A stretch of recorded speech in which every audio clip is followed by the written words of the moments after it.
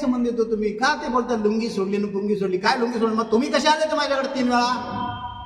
तुम्ही माझ्याकडे आले का उमेदवार आमच्याकडून घ्या, मग तुम्ही माझी लुंगी सोडायला आले होते अगोदर ना? ते काय आलं तुम्ही? याचा अर्थ काय होतो तुम्हाला? सरळ सरळ सांगायचे की विरोधकांच्या पायाखालची वाळू घसरलेली आहे. आमच्या कर्जन्यायी आम्हाला कितीतरी अनेक वेळा त्याने प्रश्न, हाच काय माझ्या सुनेचा तर प्रश्न त्याने विचारलाय, पण मला तुम्ही सांगा तिला काय तिच्यावरती अन्याय केला का आम्ही? बरं, दुसरा विषय असा आहे की आता जात आणि धर्म हे तुम्ही काढताय. हा जात आणि धर्म काढत आहे का? सामान्य माणूस जर बोललं तर चालेल तिथं, पण एक उच्च लेवलला उच्च पदावरती असणारे जर माणसं तुम्ही जातीवरती धर्मावरती जर बोलत असेल तर तुम्ही जनतेची समस्या कशी सोडू शकता? काय संबंध येतो त्याच्यामध्ये जाती धर्माचा? ते माहिती आहे की आम्ही घाण नाही राहिलो. वेळ प्रसंगी कुणी गद्दारी केली आणि कोणी त्या शिवसेनेची शक्ल करून टाकली आणि शिवसेनेला विटीत धरली की ज्यांना तर समजत आहे ना, आम्ही आता घाण टाकायचा काही संबंधच येत नाही. च्या पायाखालची वाळू घसरलेली आहे. आमच्या आपल्या कर्जत तालुक्यामध्ये 6 जिल्हा परिषद आणि 12च्या 12 पंचायत समिती, म्हणजे 12-0 आणि 6-0 हा आमचा नारा आहे. आज आम्ही परिवर्तन विकास आघाडीच्या उमेदवारांचा प्रचार करत आहे आणि तो प्रचार करत असताना जवळजवळ आमचा प्रचार शेवटच्या टप्प्यावरती आलेला आहे. 1-2 ग्रामपंचायत आमच्या शिल्लक राहिलेल्या आहेत आणि त्या प्रचारामध्ये आम्ही आपले जे दिलेले उमेदवार आहेत, जिल्हा परिषद वार्डमध्ये वर्षा सुरेश दोरे कंसात शेळके आणि पंचायत समिती गणामध्ये अक्षय राम तिटकारे कशळे पंचायत समिती आणि तिकडं कविता भरत पाथरत पंचायत समितीमध्ये आज आम्ही जवळजवळ पूर्णपणे वाढ बिंदून काढलेल्या 1-2 ग्रामपंचायत आमच्या राहिलेल्या आहेत आणि त्याच्यामध्ये आम्हाला जनतेचा भरभरून प्रतिसाद मिळत आहे आणि जनतेने ठरवलेलं आहे ज्या ग्रामपंचायत आपल्यामध्ये गणामध्ये येतात, गटामध्ये येतात, त्यापैकी वैजनाथ, भिपुरी, उमगाव, मांडवणे, सावळा, कशळे, मुगरज, जामरूप, रचपे, त्यानंतर पाथरज, वारे, बोरिवली आणि अंजम या सर्व ग्रामपंचायतीमध्ये आम्ही प्रचार करत असताना अगदी भरभरून लोकांचा प्रतिसाद मिळतोय आणि आपली उमेदवार तिन्हीच्या तिन्ही अगदी भरघोस मताने विजयी होतील अशी आम्हाला खात्री आहे. तर गहाण कोणाकडे राहिलेलं आहे याचा तो उत्तर आम्ही तुम्हाला देण्यापेक्षा तुम्हाला बऱ्यापैकी माहिती आहे, प्रसारमाध्यमाला माहिती आहे, त्याच्यानंतर जनतेला माहिती आहे की आम्ही घाण नाही राहिलो. वेळ प्रसंगी कुणी गद्दारी केली आणि कोणी त्या शिवसेनेची शक्ल करून टाकली आणि शिवसेनेला विटीत धरली की ज्यांना तर समजत आहे ना, आम्ही आता घाण टाकायचा काही संबंधच येत नाही. जर आम्ही एक कर्जतमध्ये जर युती केलेली असेल तर ती घाण टाकण्याचा काही संबंधच येत नाही. आता राहिला प्रश्न चिन्हाचा, तर आमचे 2 जे नेते आहेत माननीय सुधाकरजी घारे साहेब आणि नितीनदादा सावंत, त्यांच्यामध्ये इतकं चांगलं ट्युनिंग जमलेलं आहे की सुधा शेट्टीने सरळ सरळ नितीन सावंतला सांगितला की नितीनदादा तुम्हाला जे काही उमेदवार पाहिजे असेल ते बोला, घ्या तुम्हाला आणि बाकीचं आम्ही करतो. मग तिथे काय घाण टाकण्याचा काय संबंध येतोय आणि विरोधकांनी तो विचार का करावा? आम्ही घाण केलेलं आहे, आमची घाण झालेली आहे, की आमचं काय झालेलं आहे ते आमचं आम्ही बघून घेऊ ना, तुमचं तुम्ही बघा ना. याचा अर्थ काय समजायचा की लोकांना चितवायचे, लोकांच्या मनामध्ये संभ्रम निर्माण करायचा काय गरज आहे? तुमचं तुम्ही लढा, आम्ही लढतोय. आमचा विषय तो आमचा प्रश्न आहे वैयक्तिक, तो त्यांनी हा मुद्दा बाहेर काढण्याचा काही संबंध नाही आहे.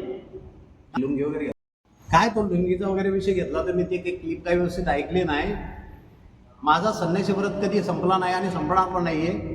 अध्यात्म हा माझा जिव्हाळ्याचा प्रश्न आहे, परंतु मी संन्यास जरी घेतला असेल, मी राजकारणात परत आलो, याचा अर्थ असा आहे का माझा प्रपंच तर मी सोडलेला नाही आहे. माझ्या प्रपंचामध्ये माझी मुलं आहेत, माझं कुटुंब आहे, माझे सहकारी आहेत आणि विशेष करून असा की गेली 40 वर्ष मी राजकारण करत असताना अगदी हिरिरीने लोकांनी जो माझे ह्या शिवसेना पक्षामध्ये ज्याने मला सपोर्ट केलेला आहे, जे कार्यकर्ते आहेत, जे सर्वसामान्य आहेत, ते माझ्या पाठीत माझ्याकडून ते अपेक्षा करत असतात, ते मला त्यांच्या अपेक्षा पूर्ण करण्यासाठी संन्यास नाही, ही जनसेवा आहे. जे कोणी ह्या विषयावरती बोलतात ना, लुंगी घातली आणि आता काय घड्याळावर बांधतात वगैरे काय काय काय वेगळे शब्द वापरले, त्यांना माझा प्रश्न एकच आहे की मी जनतेची सेवा अध्यात्माच्या माध्यमातून करतोय आणि ती करत असताना मी जनतेची सेवा आता राजकारणातून माझी सुनबाई मला मिळालेली आहे, त्याच्या माध्यमातून मी आता जनतेची सेवा करणार आहे आणि याचं उत्तर येणाऱ्या 5 वर्षामध्ये मी त्यांना देणार आहे तिथे. आणि मी एकतर वैयक्तिक स्वार्थी नाही हो, मी स्वार्थासाठी आलो नाही. असे लाखो रुपये मी जनतेसाठी माझ्याकडे जेवढे शक्य होईल तेवढे केलेले आहे. त्या प्रश्नच काय उठतो मंदिरातून उठला आणि तिथे गेला, म्हणजे याचा अर्थ काय मी प्रपंच सोडलाय का? काय संबंध येत ना प्रपंच सोडण्याचा? प्रपंचासाठी मला करायचंच आहे. समर्थ रामदास स्वामींनी सांगितलं, आनंद लुटतो तुम्ही त्याचा. याचा काय संबंध येतो? तुम्ही का ते बोलता लुंगी सोडली ना पुंगी सोडली? काय लुंगी सोडली? मग तुम्ही कसे आले तर माझ्याकडे 3 वेळा? तुम्ही माझ्याकडे आले का उमेदवार आमच्याकडून घ्या, मग तुम्ही माझी लुंगी सोडायला आले होते अगोदर ना? ते काय आलं तुम्ही? याचा अर्थ काय होतो तुम्हाला? सरळ सरळ सांगायचे की विरोधकांच्या पायाखालची वाळू घसरलेली आहे. आमच्या आपल्या कर्जत तालुक्यामध्ये 6 जिल्हा परिषद आणि 12च्या 12 पंचायत समिती, म्हणजे 12-0 आणि 6-0 हा आमचा नारा आहे आणि तो नक्कीच वाजणार आहे. तुम्ही किती उड्या मारा काही करणार, माझ्या विरोधात तुम्ही किती बोला, जेवढं तुम्ही माझ्या विरोधात बोलाल तेवढी जनता माझ्याकडे त्या नजरेने पाहणार नाही. तर मला माझ्याकडे त्या काय आपुलकीच्या नजरेने जनता माझ्याकडे पाहणार नाही. काय संबंध येतो बोलण्याचा तुम्हाला? आणि मी कोणाचं काय वाईट केलं राजकारणामध्ये नाही. गेली 20 वर्ष मी संपूर्ण गप्प बसलेलो होतो, पण माझ्या पिढीला माझ्या परंपरेला पुढे तर तो राजकारणाचा वसंत मिळाला नाही. मग त्यांनी तर करायला नको का राजकारण? तुम्ही आयुष्यभर करता, मग आमचा तो अधिकार नाही का? संविधानाने आम्हाला दिला तो अधिकार आहे, तो अधिकार आम्ही करतोय. अजून काय काय प्रश्न ते उपस्थित करतायत? याचा अर्थ काय? आता तो एक हास्यास्पद विषय झालेला आहे मंडळी त्याच्यावर बाबतीत, की कोण म्हणतो त्यांनी आदिवासींची मुलगी बोलून नेली आणि मग तिला इलेक्शन उभी केली. माझा एक साधा प्रश्न आहे सगळ्यात त्या लोकांना, पण तिथे कदाचित जर त्या मुलींनी आदिवासी बांधवांच्या एखाद्या मुलाबरोबर लग्न विवाह जर केला असता, कदाचित तिच्या नशिबात हे नशीब क्षण आला पण नसता. आणि दुसरा प्रश्न असा आहे की गेले 40 वर्ष मी जनतेची सेवा केलेली आहे. आमचा जिल्हा परिषद वाढतो जाणून आहे. आजही विरोधकांच्या बाजूनी काय माझे शिवसैनिक आहेत जे गेलेले तिकडे आहेत, त्यांनाही आम्हाला किती तर अनेक वेळा त्यांनी प्रश्न, हाच काय माझ्या सुनेचा तर प्रश्न त्यांनी विचारलाय, पण मला तुम्ही सांगा तिला काय तिच्यावरती अन्याय केला का आम्ही? बरं, दुसरा विषय असा आहे की आता जात आणि धर्म हे तुम्ही काढताय. हा जात आणि धर्म काढत आहे का? सामान्य माणूस जर बोललं तर चालेल तिथं, पण एक उच्च लेवलला उच्च पदावरती असणारी जर माणसं तुम्ही जातीवरती आणि धर्मावरती जर बोलत असेल तर तुम्ही जनतेची समस्या कशी सोडू शकता? काय संबंध येतो त्याच्यामध्ये जाती धर्माचा? आता हे माझा लुंगीचा जो विषय काढला तिथं, माझा आपले युपीचे मुख्यमंत्री आहेत लुंगीवाले आहेत ना. आणि एक तुम्हाला सांगतो, जर कदाचित या भारत देशाने एक जर निर्णय केला की लुंगीवाला जर एखादा पंतप्रधान जर बसवला ना, तर सुजान भारत आपला होऊ शकतो, महाशक्ती भारत होऊ शकतो. ही लुंगीमध्ये ताकद आहे आणि अध्यात्माची ताकद काय आहे? मी आता गेले 2-3 वर्ष जो व्रत करतोय त्या व्रतात तुम्हाला कळालेलं आहे का अध्यात्मामध्ये खरी ताकद आहे. आणि अध्यात्मामध्ये तुमच्याकडे भ्रष्टाचार नाहीये, अध्यात्मामध्ये तुमच्याकडे अन्याय अत्याचार नाहीयेत. अध्यात्मातली माणसं, मला कितीतरी अनेक लोकांनी सांगितलं का शेळके महाराज तुमच्यासारखी चांगली माणसं जर ह्या राजकारणातून बाजूला जर गेली तर असुरी शक्तींचा प्रादुर्भाव वाढेल आणि या कर्जत तालुक्याचा काहीतरी कुठेतरी वाईट असा आपल्या नकाशावरती ते दिसायला लागेल.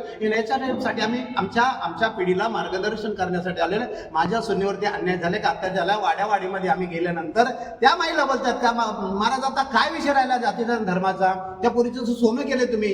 आणि अजून एक तुम्हाला सांगतो, माझ्या घरातली माझी सुनबाई माझ्या कुटुंबाची प्रमुख झालेले संपूर्ण आर्थिक व्यवहार नाही तर आमच्या परिसरातले जेवढे पण आळीमध्ये इतर समाजात आडनावाची लोक आहेत त्यांना सगळ्यांनी एकवटलेले आहेत. परंतु एक तुम्हाला या माध्यमातून सांगतो, माझी सुनबाई एवढी प्रेमळ आहे की ह्या जिल्हा परिषद वार्डमध्ये असणारे जेवढे पण गावावाडे आहेत त्यांच्या समस्या सोडल्याशिवाय स्वस्त बसणार नाही. कारण तिच्या पाठी मी गंभीरपणे आहे, तिला मार्गदर्शन मी करणार आहे. मला पैशाची लालच नाहीये, मी कधी पैशाला महत्त्व दिलं नाही. मला जनतेची सेवा राजकारणाच्या माध्यमातून मला करायची आहे. म्हणून मी आज राजकारणामध्ये उतरल्यानंतर मी अध्यात्मातच राहिलो असतो, ती लुंगीच घालून राहिलो असतो. 15 दिवस माझी लुंगी सुटली याचा अर्थ का मी अगदी बेभान झालो, चुकीचं वागायला लागलो अशातला काहीच मत नाही. बघा बघताय तुम्ही, तुम्हाला परिचित येईल त्याची.